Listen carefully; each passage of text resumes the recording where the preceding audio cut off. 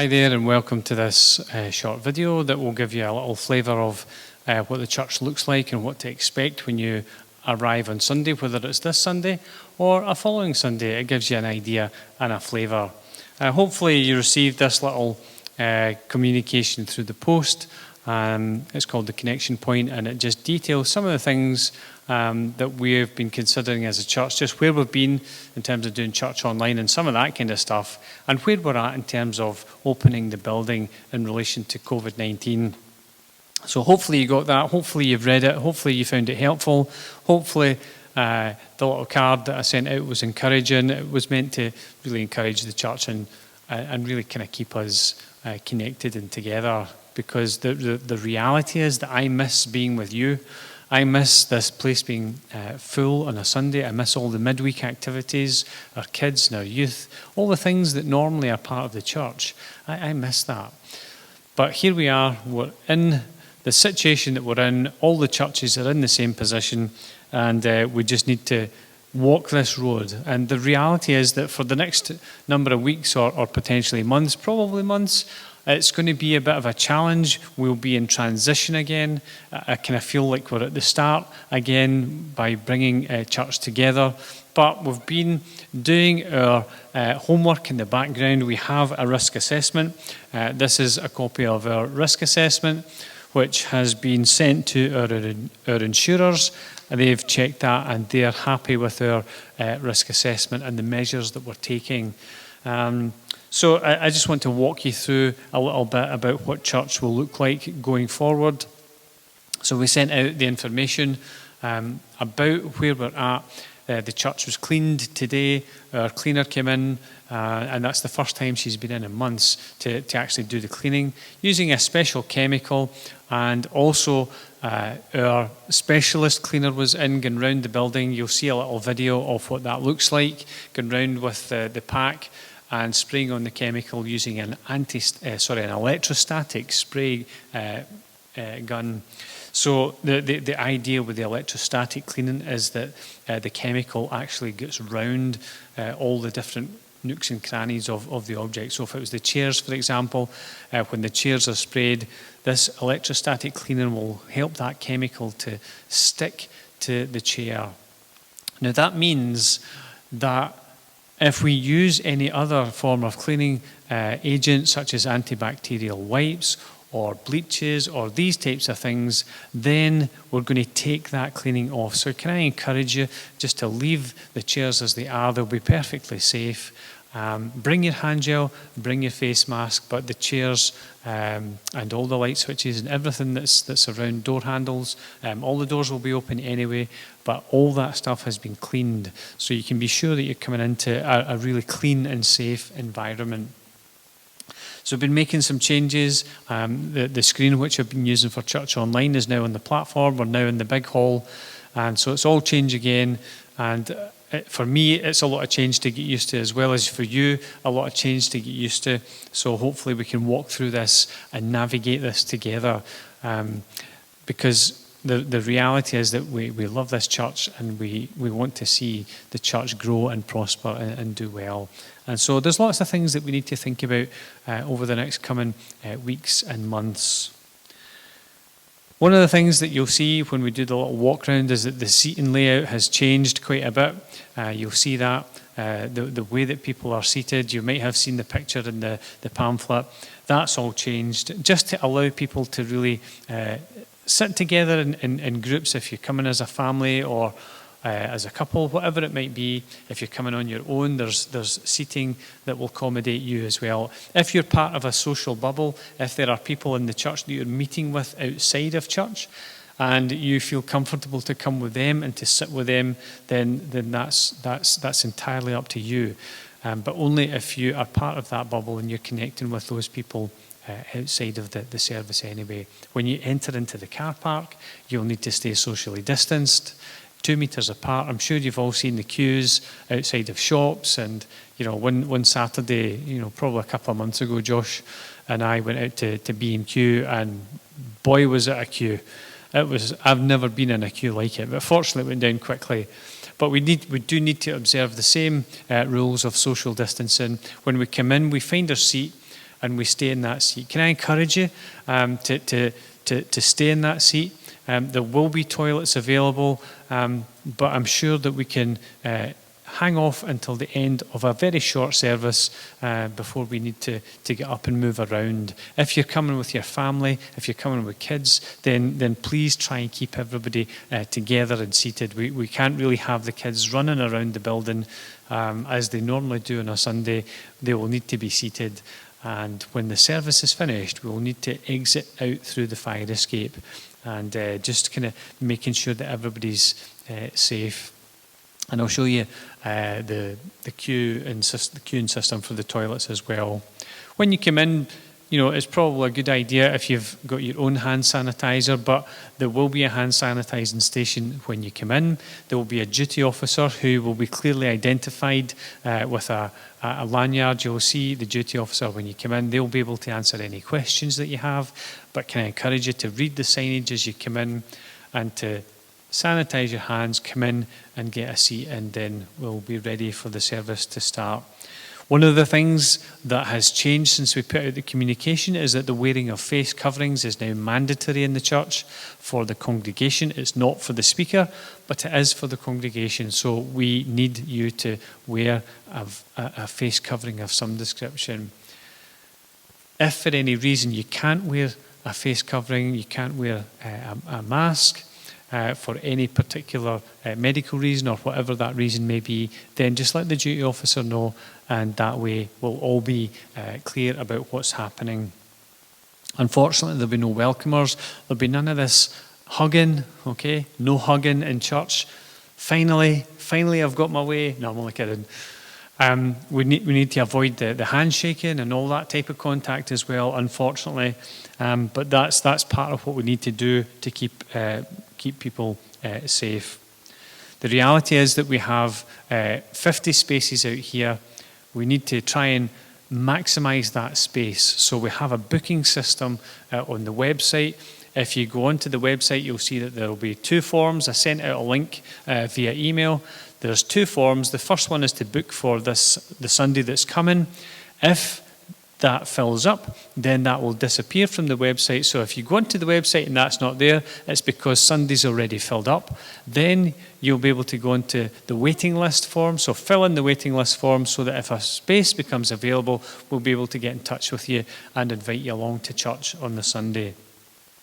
Now, it might be an idea, once things get up and running, as the church gets busier and more people are wanting to come back, then it might be an idea to just say, okay, we'll come every second Sunday, and just kind of, it will allow other people a bit of space to come as well. We will need to observe the government guidelines on test and protect, so we will take a note of who's in the building. We'll keep a register week by week. If newcomers come, we will need to get a note of their name and a contact number so that we can observe, test and protect. And the other thing that we're going to do is, you'll see me, I'll take my camera out and I'll take a picture. And that will give us an idea of exactly who's in the building and where people are seated. We'll hang on to that for 21 days just to allow us to be able to answer any potential questions. Now, this is really, really important, and I think I emphasised this. If you have a new and persistent cough, a temperature, or a loss of or change of taste and or smell, please don't come to church. You need to be self-isolating, and you need to be getting yourself tested and find out what's going on. Let us know as well, because we want to pray for you as well. There have been some people who've been tested for COVID-19, and we've been praying for them, and thankfully they've came back negative. So that's good. But the reality is that when we come into the building, we need to observe these protocols that everyone in our nation is now observing. So if you come to church, you are giving your permission for us to hold on to that information so that we can observe these protocols. So by entering the building, you're agreeing to having that register taken. One of the issues that we had at the start of lockdown was the restrictions that are put upon us by GDPR and your contact preferences. So one of the things we want to address fairly soon is this whole issue of contact preferences again. It's been a challenge sometimes to communicate with the whole church, which is why we put the connection point out via mail, so that everybody was able to get a copy in their hand, whether you have texts, phones, emails, internet, everybody's got a post box. So that's why we sent it that way, so we could communicate with everybody. So the kitchen will be closed. There'll be no teas and coffees after church. The creche will be open, but it will be open for a restricted number, only one child at a time. And it's really, if your child is distressed and needs to take a break, then the creche is there for that. You can supervise them as parent. Can I also say for parents, if you're bringing your kids along to church, please make sure that they stay seated with you as a family. There can't be any running around. You know what a church is like, especially after the service. There's kids running around everywhere, but we need them to really be seated. But after the service, we're going to have to exit the building through the fire escape anyway. We can't actually have any hanging around and chatting to people. And if you're out in the car park and you want to chat with somebody, you still need to observe the 2-metre social distancing. The lounge will be set aside for first aid or any potential emergencies. There is PPE kit in the lounge for the duty officer or whoever is designated to look after somebody on the day, whether it's an emergency or whether somebody's displaying COVID symptoms. They will need to sit out there and then find a way to safely get home and self-isolate. If there are any emergencies, then that's the place where people will go. The other thing to say is that nothing can be passed around, so we can't pass around our sweeties, unfortunately. There'll be no passing around of the communion as we normally do. We're waiting on supplies coming in. They have been shipped to us. As you can imagine, demand has been busy for little communion packs. Our order has been fulfilled. It's been dispatched. It's on the way. We're just waiting on it arriving so that we can take communion together. But the communion cups will be individual cups which will be safely placed on each of the chairs for you coming in. And once we get going with that, we want to just have communion as part of our weekly church service for this transition period.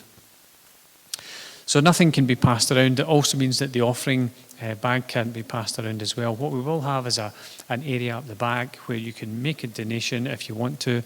But can I encourage you to give online if you can? It's a far more efficient way of doing things anyway.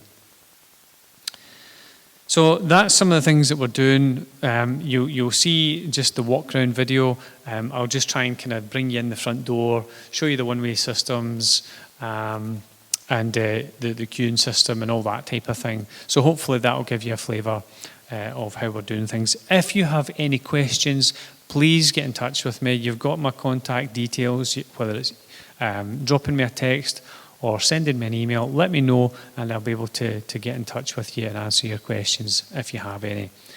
We really have endeavoured to make things as clear as possible, as safe as possible. We're keeping things as simple as possible. We're starting off with Sunday, and once we get that up and running, it might take a few weeks. Then we're going to look at how we tackle some of the other things that we're doing. Can I encourage you to keep praying? Keep praying for those who are in need in this time. There's no doubt that our nation needs our prayers just now, so let's keep praying. But sit back and relax. I'm going to take you for a little walk. I'm going to show you the electrostatic cleaning, and then that'll be us hopefully finished. Hopefully you found this helpful. Take care. Bye. This is a clip of the electrostatic cleaning in progress. Here we are at the entranceway to the church. I'm going to just take you for a little walk around through the church, and hopefully you'll be able to see just how the place is laid out and get a picture of what it looks like, or what it will look like on Sunday when you pitch up. So here we go. So here we're coming into the church. We're in the foyer. You can see that there's 2 metre markings. We need to observe the social distancing. But when you do come in, there is a hand sanitising station right in front of you. There's tissues. There's a bin for your tissues. There's signage which tells you what you need to know in relation to test and protect, the summary of our risk assessment, and just an encouragement to wash or sanitise hands before entering. As we come into the building, we'll just swing round here, go into the lounge, and you'll see that the lounge has the lights off. The lights were on earlier. So the lounge will only be used for emergencies. So if somebody's maybe exhibiting symptoms of COVID-19, there's PPE equipment for somebody who may need to help that person. So it will be a first aid station, an emergency place. So that is here. Okay, and we'll just swing round and we'll head into the church.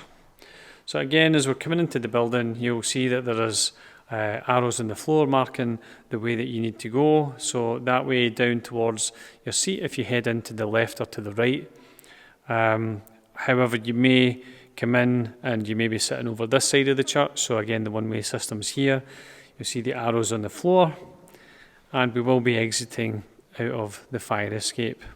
As you can see, it's closed at the moment, but it will be open. And this just gives you an idea how the front of the church will be set up. You can see that there's the big screen there, as well as the little screen for Church Online. You can see the way that the seats are laid out. There will be a tripod for a camera sitting. We'll need that as well. So lastly, we're coming round and through the small hall, which is the way that we'll need to go to access the toilet facilities. We're coming into the small hall. Everything else is going to be closed off. So around this way, and you'll see that in the hall there's the 2 metre markings just to help us to get the social distancing correct again. And it'll be a case of using the toilets one at a time. In case of the ladies, it'll be 2 at a time.